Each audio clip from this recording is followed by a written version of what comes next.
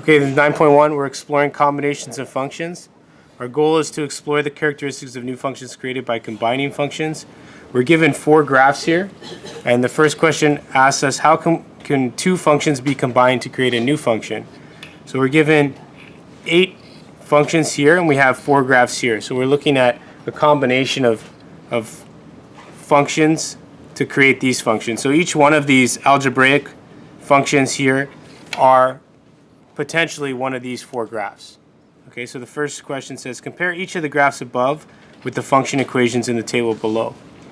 So we're looking at these graphs and we're comparing them to these functions. So the first thing we might notice is that there is a sinusoidal function or a wave type function, right? So we know that graph 1 and graph 2 would really only relate to either this equation here or this equation here, or possibly as well this equation, because they have sine in them, or cosine. Okay, so that's the idea at the beginning, is that you just kind of get a general idea of how these graphs could possibly create the graphical representation here. So it says predict which equations will match each graph. Copy the table on the next page and record your predictions and your rationale for each. Okay, so our graph here, we have 4. We write the equation of the graph that we think and the rationale that we think. All right, so you're taking one of these equations and you're relating it to one of these 4 graphs. Okay, so who knows what the first graph would be? The equation of the first graph. Anybody from the assignment? Luigi. Y equals cosine x minus cos 4x. Okay, so there's a couple ways you could have found this. One would be to actually use a graphing calculator, and you could have put that in, or each one of these equations in, and then found the graph that corresponds. But what was the rationale that you used initially, Luigi, for that? Since I know that sine and cos graphs oscillate between a maximum and a minimum, the equation matches this graph is the only graph that oscillates between a maximum and a minimum. Okay, great. So what Luigi's saying here is he knows that this is oscillating between this maximum point here and this minimum, goes back up to the maximum and down to the minimum. So he knows that that graph must correspond to this equation. Okay, very good. Second one, graph 2. Anybody over here? Gennaro? Sorry, I didn't do this. No? Okay. Kevin? So y equals 0.5 to the power of x, 4 sine bracket 2 pi x. Okay, and what was your rationale there? It's because it has the elements of a sine function, and it begins to flatten out from the exponential function. Okay, good. So it's got kind of 2 elements here. One is that it's sinusoidal in the sense that it's oscillating again, but the other is that it has this kind of exponential flattening out towards the 0. Okay, and that's where that 0.5 to the exponent of x comes in. So there's 2 characteristics there, great, that are identified. All right, number 3. The graph looks like this. We're trying to identify an equation. Elijah. Y equals 5 log by the power of the absolute value of x plus 1. Okay, and what was your rationale there? Because there are no negative values in the graph because of the absolute value of x. Right? And then that's pretty much it. Okay, perfect. So that's enough, right? This is the only graph here that actually shows no negative y values. So all the values we know when we're using logs have to be positive, so that all of our y values are positive here. So it must be this function. Number 4. Graph 4 looks like this. Anybody?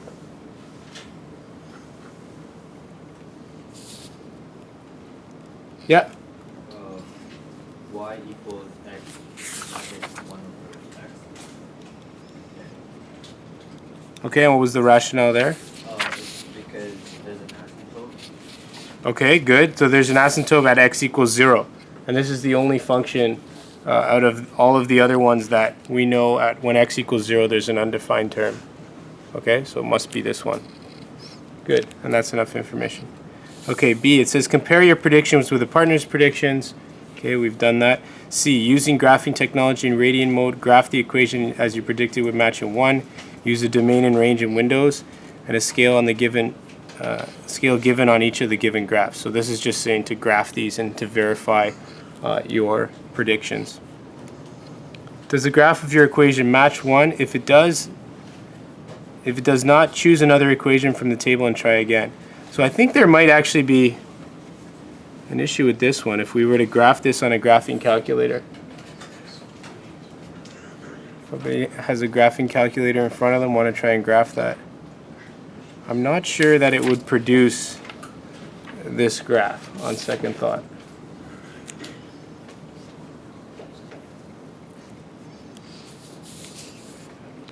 I believe this graph would be this equation here. Wait, sir, how do you put the absolute value into the graph calculator? If your graphing calculator has the absolute value bars, you can use it. If not, you have to create two graphs. One with the positive value of x and one with the negative value of x. I do believe this graph here, though, graph 3, is actually represented by this equation.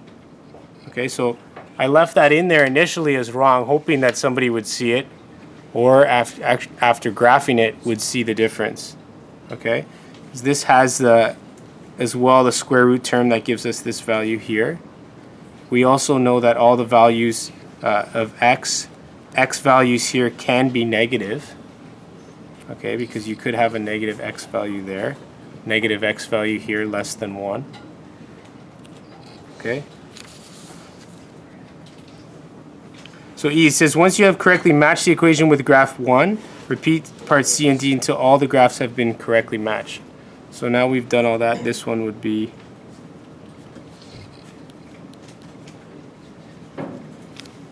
finally, F says examine the equation that matches each graph. List the parent functions in each equation. State the transformations that were applied to each parent function. So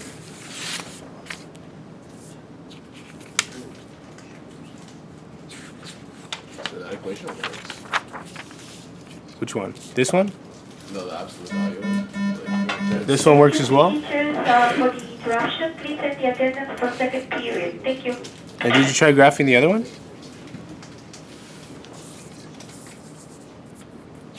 That's strange. In the solutions, they've got this one.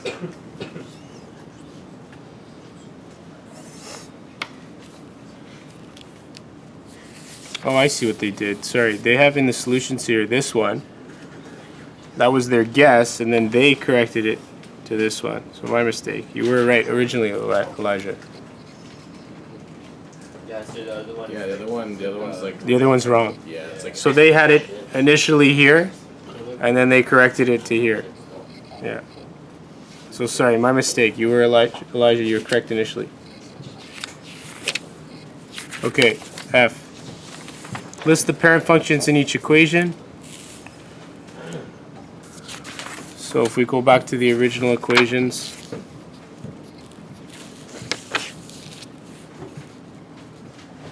seems to be the video's laggy a little bit, eh? See that? It's in such high quality, man. It's strange. Okay, so for the first one, our parent functions are sine x and cos x. Our sine x was stretched vertically by a factor of 4, and cos x was compressed horizontally by a factor of 1 over 4. Okay, and that goes for this equation here. The next one, parent function is base 2 to the exponent of x and y equals sine x. So that's this function here. 2 to the x has been horizontally compressed, and y equals sine x has been vertically stretched by a factor of 4 and horizontally compressed by a factor of 1 over 2 pi. Sorry, that's this one here. Okay, that's number 2, graph 2. Graph 3, which is log, so this is 2, 1, 3, and 4. Graph 3, the parent function is log x, and y is the absolute value of x, as well as y equals log x, has been vertically stretched by a factor of 5, and y has been vertically translated 1 unit up, so that's the plus 1 here. And the fourth one here, the parent function, parent graphs are y equals x and y equals 1 over x. There's no transformations. The parent functions were just simply subtracted. All right. Yeah. Did you say there was no transformations for graph 4? Yeah, graph 4 from the parent functions, they were just subtracted.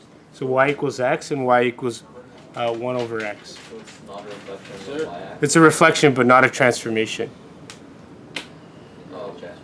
You wouldn't consider it. You wouldn't consider it a transformation, Luigi, because it's like you're subtracting the parent functions. Okay, so you don't think of this subtraction as part of this function. You think of it as the positive y equals x subtracting positive y equals 1 over x. Okay, we're gonna go into a little more on that today when we talk about the difference of functions. Yeah. So what does it mean when like it's composed? Sorry. It's composed, like for number 3.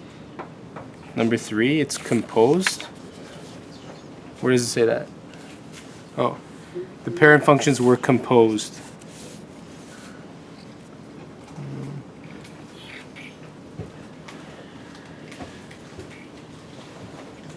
I'm not sure actually. Composed might be a term they use whether the parent functions are inside of each other. Okay, so I don't want to say added because it's not a sum. This is clearly not a sum of the parent functions, but this parent function is composed or within the parent function of log.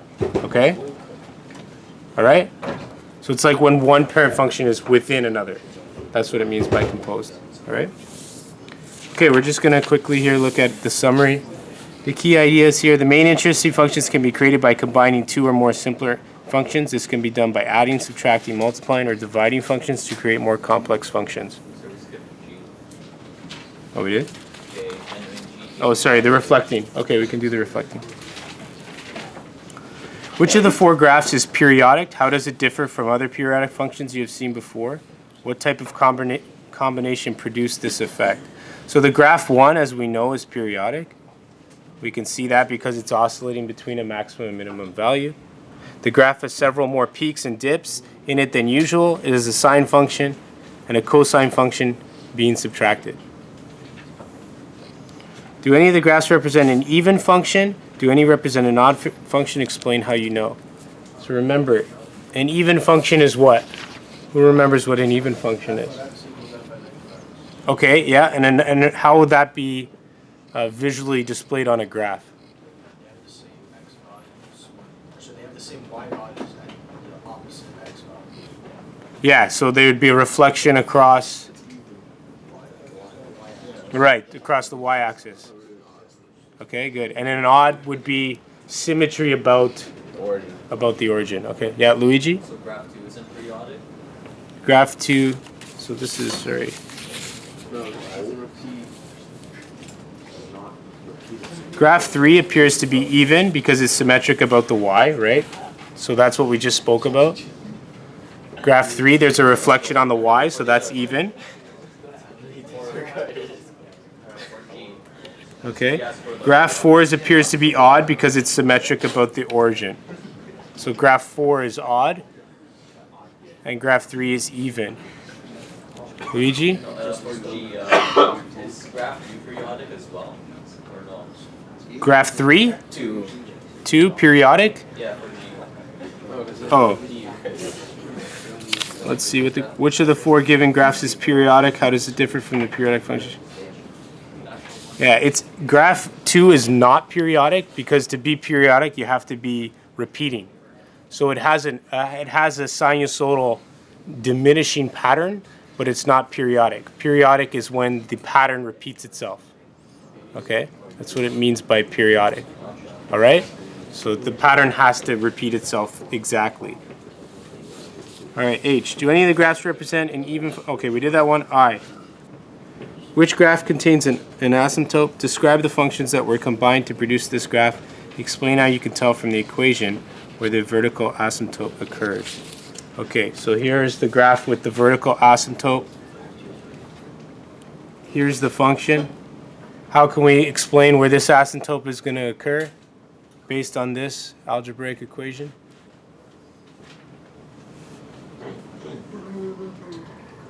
Anybody? Elijah? Yeah. Because 1 over x is the parent function of the equation, like 1 over 0 can't happen. Exactly.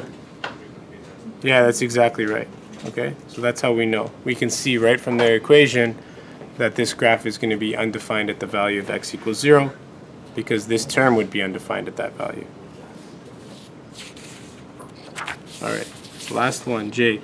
Which graph could be used to model the motion of a swaying building moments after an earthquake? Explain why. All right, so a swaying motion of a building after an earthquake. So it might go like this, rock from side to side. Yeah? A graph 2. Yeah, graph 2, definitely, okay? Because if you want to consider the motion from maybe the vertical axis like this, it's going to diminish slowly and slowly like that. Okay? So like this. All right, in summary, many interesting functions can be created by combining 2 or more simpler functions. This can be done by adding, subtracting, multiplying, or dividing functions to create more complex functions. Today we're going to look at adding and dividing in 9.2. You need to know the characteristics of the functions that are combined affect the properties and characteristics of the resulting function. Okay, so that's the end of